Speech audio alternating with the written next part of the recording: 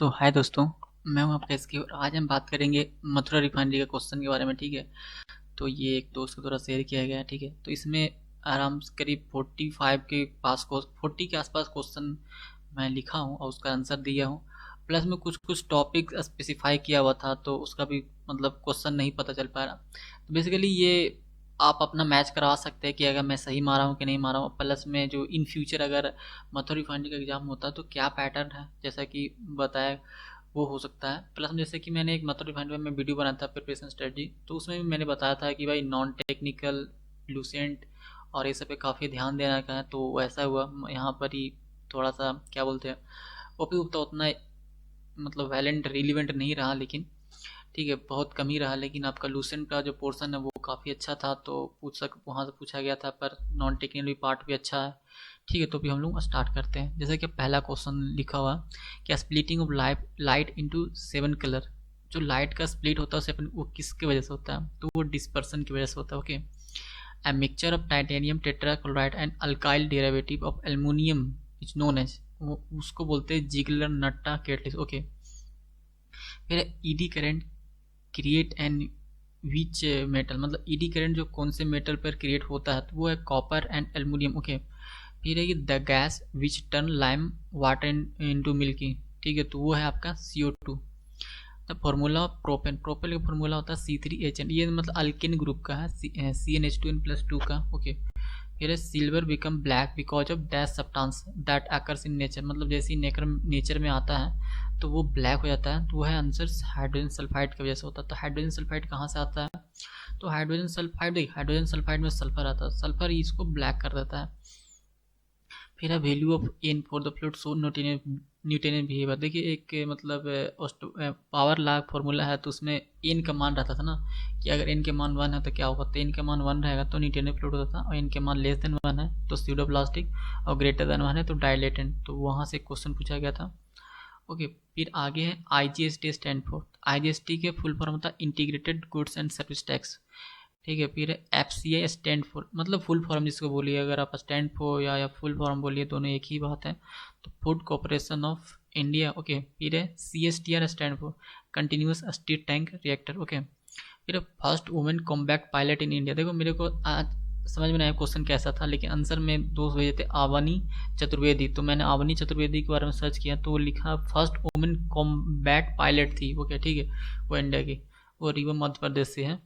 Which state have Kuchipudi dance, मतलब कौन कौन से स्टेट के पास, मतलब देखो क्वेश्चन उस तरह से नहीं होता, मतलब मैं एग्जैक्ट समझ रहा हूँ क्वेश्चन उस तरह से, बस ये बताना चाहिए कौन से स्टेट की कुचिपुड़ी डांस होता है, जो स्टेट डांस होता है ना, तो वो है आंध्र प्रदेश।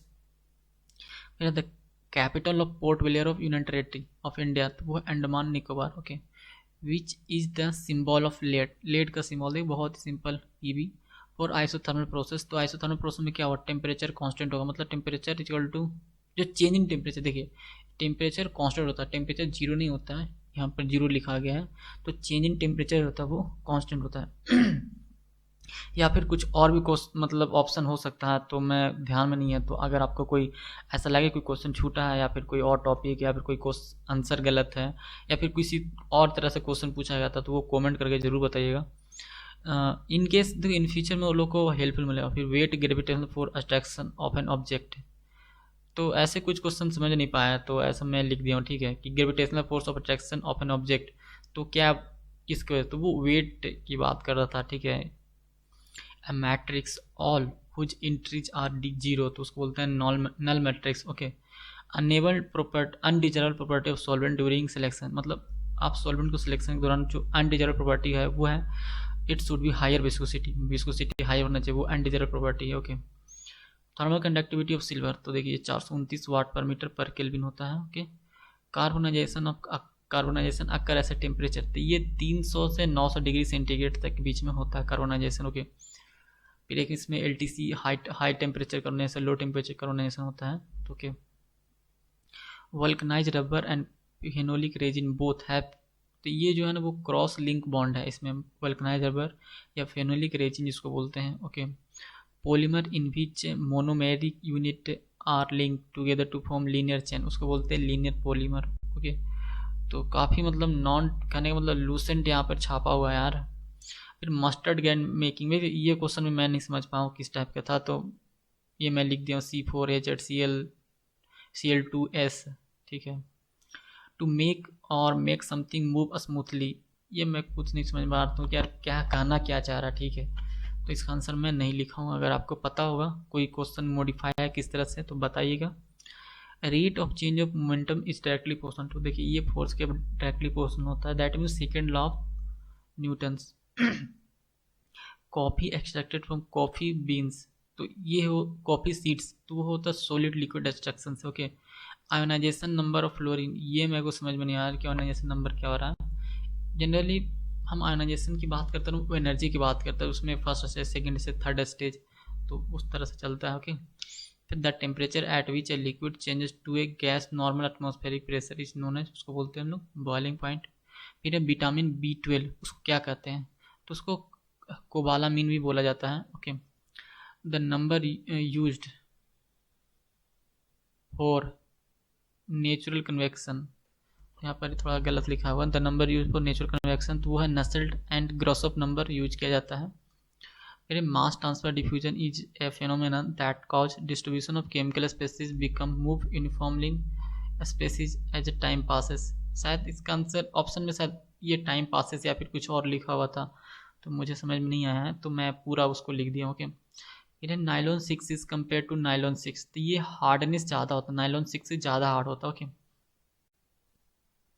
फिर है विच इज़ द रॉन्ग स्टेटमेंट, तो देखिए ये तो खुद नहीं समझ में आता, नाइलॉन 6 जो है वो थर्मोप्लास्टिक है, तो ये रॉन्ग स्टेटमेंट है, ये थर्मोसेटिंग प्लास्टिक हो जाएगा। पॉलीस्टीरीन एक थर्मोप्लास्टिक है। फर्स्ट आर्टिफिशियल फाइबर, तो ये बोलते हैं नाइलॉन को बोला जाता है फर्स्ट आर्टिफिशियल फाइबर। फिर एक क्वेश्चन पूछा था 1 जूल इक्वल टू, तो वो न्यूटन मीटर को बोलते हैं हम लोग, वो 1 न्यूटन मीटर को बोलते हैं हम लोग 1 जूल। अमागट, देखिए एक क्वेश्चन किस टाइप से था ये भी पता नहीं, तो मैं पूरा इसका लिख दिया हूँ, जैसे कि अमागट से था कि Amagat is state the total volume of acquired by gas mixture is equal to the sum of the pure component volume as the component gases present in the mixture, okay. फिर एक kinematic viscosity CGS unit and stokes, तो इसका CGS unit stokes होता है। Solubility of gas increases with increase in pressure, okay. Coefficient of एंजरीमीटर होता है 0.98 से 0.99, ओके। स्पेरिसिटी ऑफ स्पेयर उसका होता है 1। एलिमेंट स्टोर इन ऑयल, तो ये है पोटेशियम हो गया, सोडियम, तो ये सबको हम जो अल्कली ग्रुप होता है ना, ग्रुप नंबर 1 हाइड्रोजन को छोड़ के, वो सारे को हम लोग ऑयल में रखते हैं, okay. The lowest temperature at which vapour of oil burn continuously for at least 5 second, तो ये है fire point, okay. The process of vapour convert into solid, तो वो होता है डीसब्लिमेशन और वेपर डिपोजिशन, जैसे कि कोई वेपर है उसे सॉलिड में डायरेक्ट कन्वर्ट हो रहा है तो उसे डीसब्लिमेशन और वेपर डिपोजिशन बोला जाता है, okay. Steam turbine use steam for producing of, उसको बोला यूज करते हैं पावर जनरेशन में। फिर 1 TK इक्वल टू, तो पता नहीं कैसे था, तो मैंने लिख दिया हूँ 1200 BTU/आवर। सम टॉपिक जो इसे रिलेट किया था, जैसे कि रीजनिंग में आया था, रीजनिंग से भी क्वेश्चन पूछा गया था, ब्लड रिलेशन से था, कोडिंग डिकोडिंग, सीटिंग अरेंजमेंट, जैसे कि मैंने बताया था मथुरा में यार थोड़ा बहुत नॉन टेक्निकल पोर्शन रहता है, ठीक है, तो इस बार भी दिया हुआ है।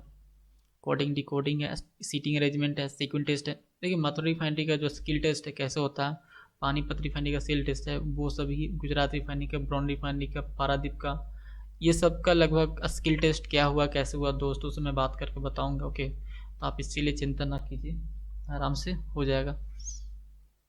तो लॉजिक क्वेश्चन था, फिगर मैट्रिक्स था, करंट अफेयर्स था, 5 क्वेश्चन, मैथ था भी, मैथ में मैट्रिक्स का 2 था, अलजेब्रा से 2 था, यूनिटरी मेथड से 2 था, एक्सपोनेंट एंड सर्ट से भी 2 था, रेशियो प्रोपोर्शन से 3, average 3, percentage 2, time and work 2, speed and time distance 3, simplification 3। तो इस तरह से काफ़ी क्वेश्चन मतलब नॉन टेकन, मतलब ओपी गुप्ता यहाँ पर उतना रिलेवेंट नहीं रहा, ठीक है, बहुत ही कम, मतलब अगर 5-10 क्वेश्चन पूछ दिया तो मतलब नहीं रहता, ओके। और आप चिंता ना कीजिए, स्किल टेस्ट के बारे में आएगा, थोड़ा सा वीडियो थोड़ा लेट हो सकता है क्योंकि 10 दिन का हो सके, मैं भी घर जा रहा हूँ, तो वो छठ है, दीपावली है, तो स्टार्ट, ओके।